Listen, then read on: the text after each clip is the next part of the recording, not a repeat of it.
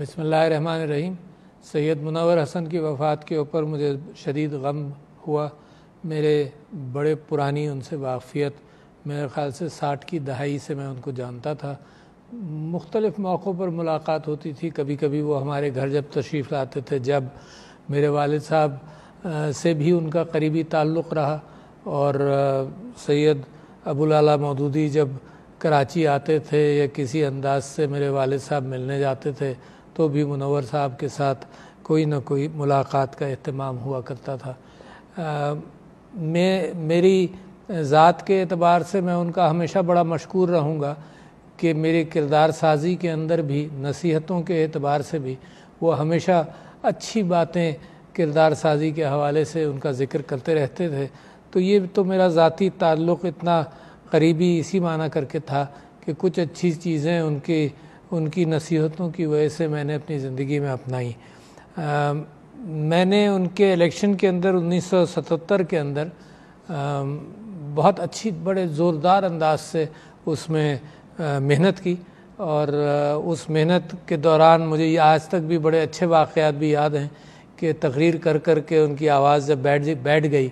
तो वो ये कहते थे कि मुझसे ये कहो ही नहीं कि तकरीर करनी है, खुद ही बात कर लो जहाँ किसी नए इज्तिमा में जाओ। और जब मैं जाता था और फिर वहाँ लोग इसरार करते थे कि भाई उनसे तकरीर ज़रूर कराई जाए, तो मैं उनसे जब रिक्वेस्ट करता था तो गाड़ी में जब वो बैठते थे तो मुझे डांटते थे कि मैंने आपसे कहा था कि आप मुझे नहीं कहें, उसके बावजूद आपने मुझसे तकरीर करने को कहा। फिर वो इस्लामिक रिसर्च एकेडमी के दफ्तर में नॉर्थ नाज़िमाबाद में भी बैठा करते थे, तो मुख्तलिफ़ मौक़ों पर उनके पास जाकर कुछ गुफ्तगू इंटरनेशनल रिलेशंस के एतबार से, उम्मा के एतबार से, और जब भी हालात, सियासी हालात में ऊंच नीच होता था तो मैं और मेरे दोस्त ज़हीरुल इस्लाम और सैफुद्दीन जो काउंसलर भी रहे हैं, हम तीनों उनके पास चले भी जाते थे, गुफ्तगू करते थे, और बड़े बाइल्म शख्सियत थे। बड़ा अच्छा उनकी नज़र थी मुसलमानों के इर्तिक़ा के एतबार से, ज़वाल की तारीख़ के एतबार से, और क्या होना चाहिए इस्लामी रियासत के क़याम के लिए। तो इतना अच्छा मुदब्बिर, इतना अच्छा लिखने वाला, इतना अच्छा लीडर,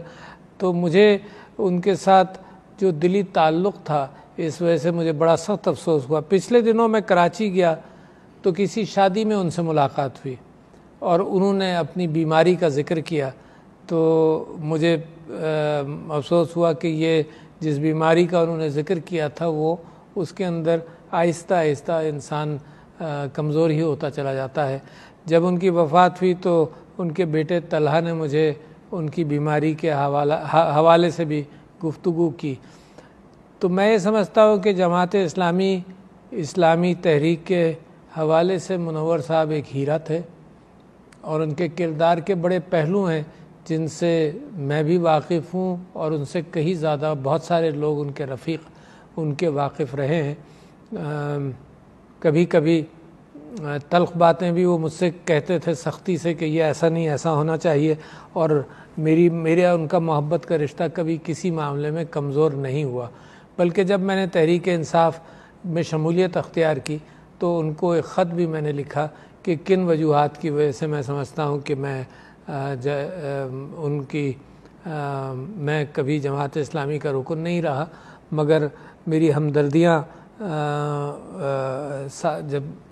जब तक मैं तहरीक इंसाफ में नहीं था तो बहुत सारी सोच में यगानगत थी। जब 60s के दौरान राइट की तरफ सारा मूवमेंट रहा तो मैं भी राइट की तरफ गया, और मैंने मौलाना मौदूदी की इस्लामिक लॉ एंड कॉन्स्टिट्यूशन मिसाल के तौर पर तनक़ीहात, तफ़हीमात, ये सब मेरी वालदा ने भी मुझे बहुत सारा लिटरेचर दिया, लेफ़्ट और राइट दोनों का दिया। तो मैंने राइट की तरफ टिल्ट किया अपने